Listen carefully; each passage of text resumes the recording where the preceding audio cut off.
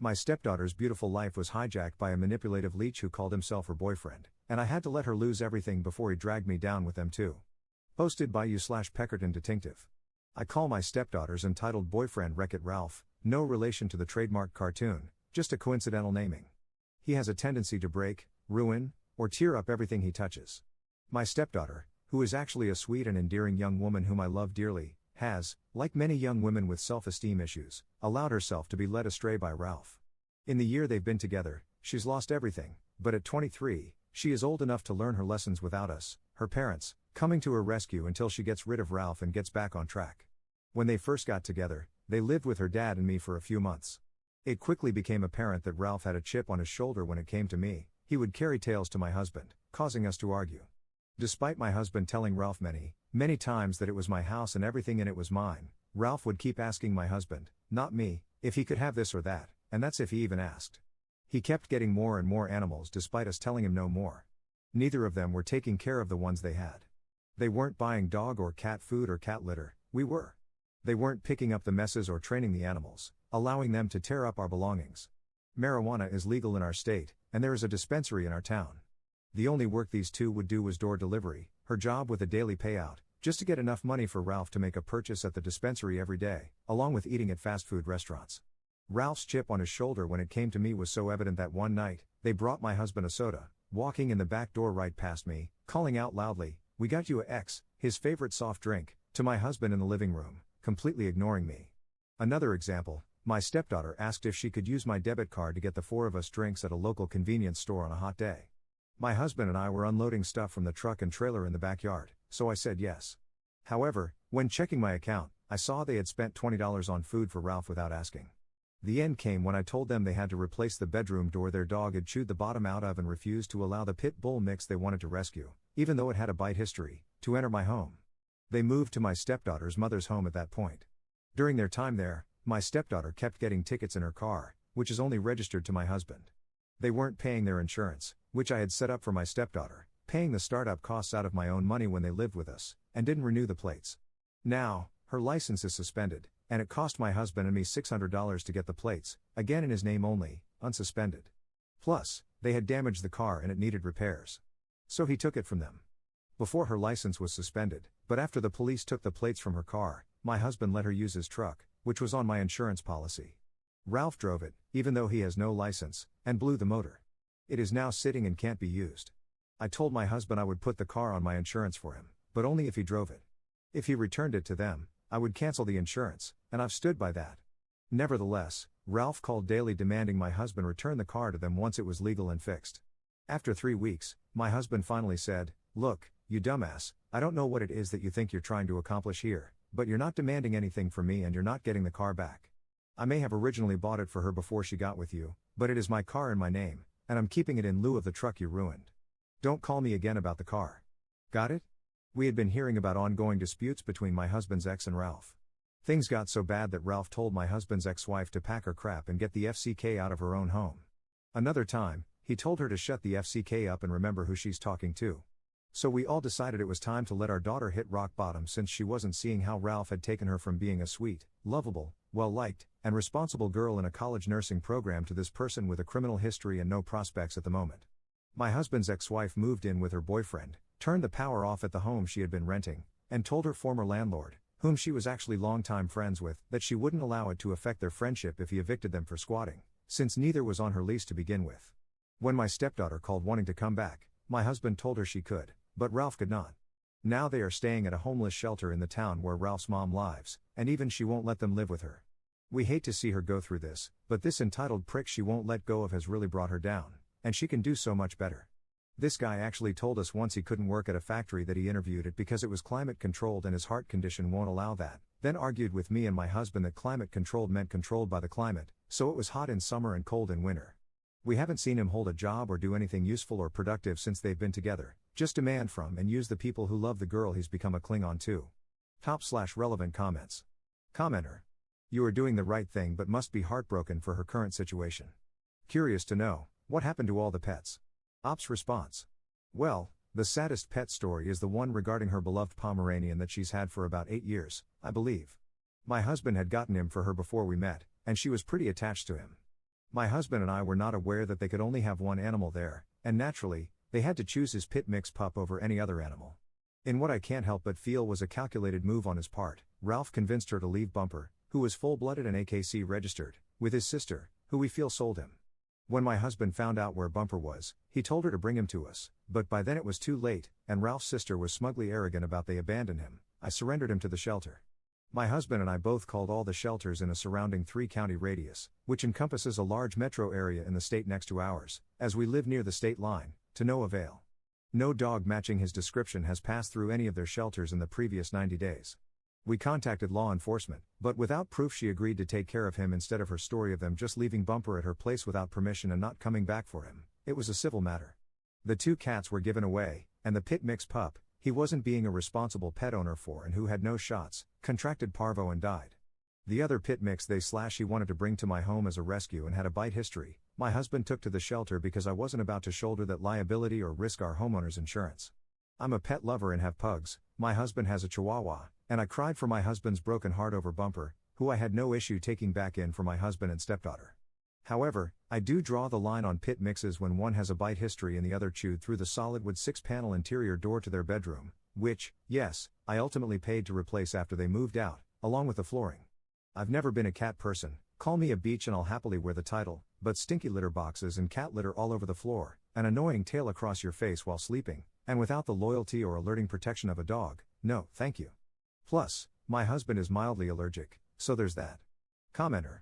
Thank you for replying, another heartbreak for your family, then. Ralph sounds truly awful, as does his sister. Do you have any way of seeing your daughter on her own just to reassure her that you mean it when you say she doesn't have to live like this? Ops response. I wish. She does call, usually to ask for money, which we don't give. He has her put it on speakerphone so he can hear everything and usually manages to interject himself into every conversation. Her dad has told her he wants a family day with just her, but so far it's not been arranged. Her friends have called us worried. One tried telling her to get rid of him when they were alone in the car one day, and all she did was stare straight ahead out the windshield without acknowledging what her friend was saying. Her dad and I know she knows, but we also see where she's frozen in fear of leaving him. I don't believe it's fear of abuse, I think it's fear of not having anyone and fear of being less than her siblings and peers. Out of my husband's and my children, as well as her mother's children, she's now the only one not committed, settled, and a parent, except her sister from her mom who is intellectually disabled and institutionalized, so this sibling doesn't count in terms of this level of sibling self-worth, even though she's not the youngest. None of us 3 parents, of course, judge her or make her feel inferior for that, but between her low self-esteem and judging herself according to the other kids in her extended blended family, I genuinely feel she won't leave Ralph because she feels he's her last chance. Update 23 days later. Well, we are making progress, anyway. My stepdaughter recently had court in a town 30 miles west of us. They are staying just across the state line in a small city 30 miles east of us. So my husband and I devised a plan to get her alone from him. We said the only car running was the 2-seat convertible and could only take her for her court appearance. My husband picked her up, then I took her to her court appearance, as my husband had to be at the house for something. On the way, she started talking about how she wanted to break up with Ralph but was afraid of the hurt that comes with it. She hated how controlling and untruthful he was but felt he truly loved her and didn't know if the negative behavior was simply from their stressful circumstances. She said once he got SR-22 insurance and his license back, he would be able to work and things would be better. I pulled over, pulled out my phone, and went to the court file website for the county north of us where Ralph used to live. I pulled up 6 cases in his name, 3 to do with driving, with multiple citations in each. The most recent, he was speeding, ran a stop sign, hit a woman, fled the scene, had a suspended license and registration, and obviously no insurance. He was arrested later and had to post bond. In that case, he had $4,000 in fines, plus we had received a letter at our house from the state stating he owed $11,000 in restitution to the woman for damages, and that his license was permanently suspended until the restitution, any related court-imposed fines, and state-imposed reinstatement fee were paid, along with proof of SR-22 within 48 hours of release of suspension by the state. My husband accidentally opened it, it arrived in a stack of other mail, and he didn't look at the addressee.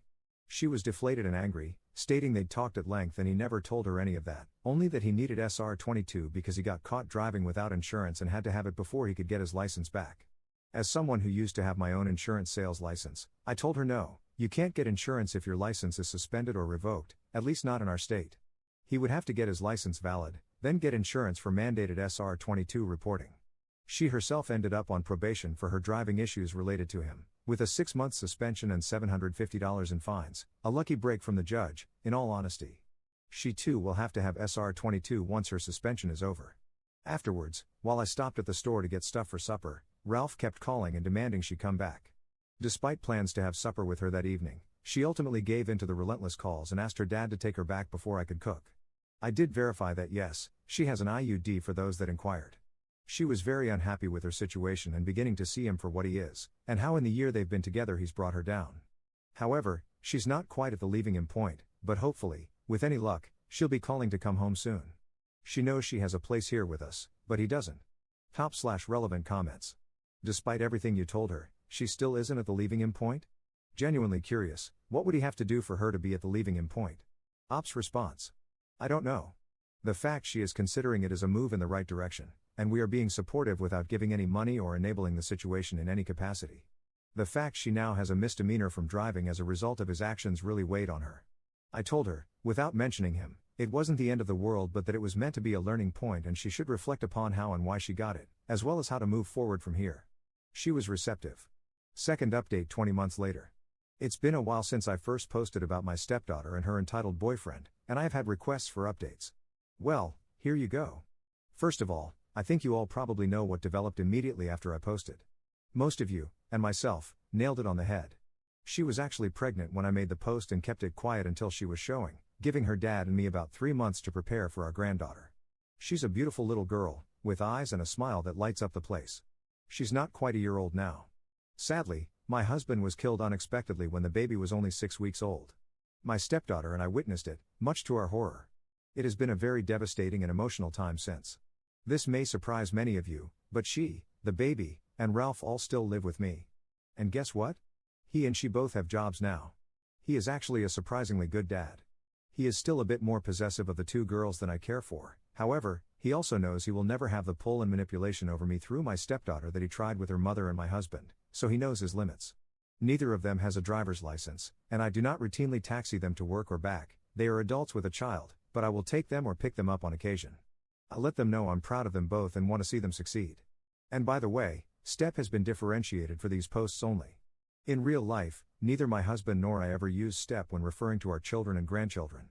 His kids are mine, just as mine were his, and that will never change. I will always love and be there for my stepdaughter and granddaughter as her parent. Even Ralph learned I had his back on an incident I knew was not his doing or fault but for which he was wrongfully getting blamed. When my husband was killed, as she and I sat stunned in the ER with his body, Ralph was the first family member through the door to us, still in his work uniform, having come straight from his job, falling to his knees in genuine tears and pulling us both into a tearful group hug as we all cried together. I give credit where credit is due. But here is our update, bittersweet, unexpected, and not at all how I, or probably most of you, would have thought things would pan out. Even the entitled Wreck-It Ralphs of the world do, sometimes it seems, have the potential to turn themselves around and begin to resemble normal, productive, team player people again. It's not perfect, but no one's life is. It's a damn good start in the right direction for them, at least. And I'm grateful to still have them in my life too. These last months would have been worse without them. Editor's note. Op made a post that has details about his husband's death. Here is a summary from a commenter. Commenter. If you read it, it's long and graphically describes his bloody, battered corpse. If you just want the full summary without graphic details, he believed he was having a heart attack, so an ambulance was called. It took 9.5 minutes to arrive, time that Op covered in 2 minutes. The paramedics were allegedly flirting and made him walk, even though he said he couldn't. They loaded him up and, supposedly, began examining him, but no one was inside the back with him. He called to tell him which hospital they were headed to. Op said he was leaving now but had to stop for gas. His mother, who was in the car listening to the scanner, suddenly shouted that they had to pull over because he was in cardiac arrest. Op rushed to the hospital but learned he still hadn't arrived, so he went directly to the ambulance. They had apparently spent 45 minutes there, with police and fire present, before all heading back to the hospital. At the hospital, they waited 10 minutes before calling Op and his stepdaughter back and informed them, in a busy hallway, that he was gone. Then, they immediately opened a curtain to reveal his body, which looked as though it had been violently beaten. He was still breathing, which made things worse. They were being told he was dead, but his body hadn't fully shut down. They were billed for many life-saving drugs and told it was a widowmaker heart attack. However, that condition requires a 100% blockage, and he had functioning stents that made that physically impossible. Op requested an autopsy, but it was initially blocked, and he had to fight for it. The toxicology report showed the only substance in his system was an overdose of methamphetamine, while they repeatedly mentioned fentanyl. He didn't do drugs and was especially afraid of fentanyl, he wouldn't have taken it willingly. The paramedics provided only a short statement. The coroner agreed on a widowmaker heart attack. But the full autopsy showed no signs of that. Instead, it revealed numerous major injuries to his face. The heart attack was actually a minor spasm, fully treatable. It occurred over 20 minutes after they would have reached the hospital had Op driven him himself, leaving him with ongoing guilt. There is no documentation of what happened in the ambulance. But the physical evidence from his body disproves the official story about how he died and what was administered to him. Despite this, the coroner refuses to amend the death certificate, which still lists the cause as a widowmaker heart attack, cause unknown.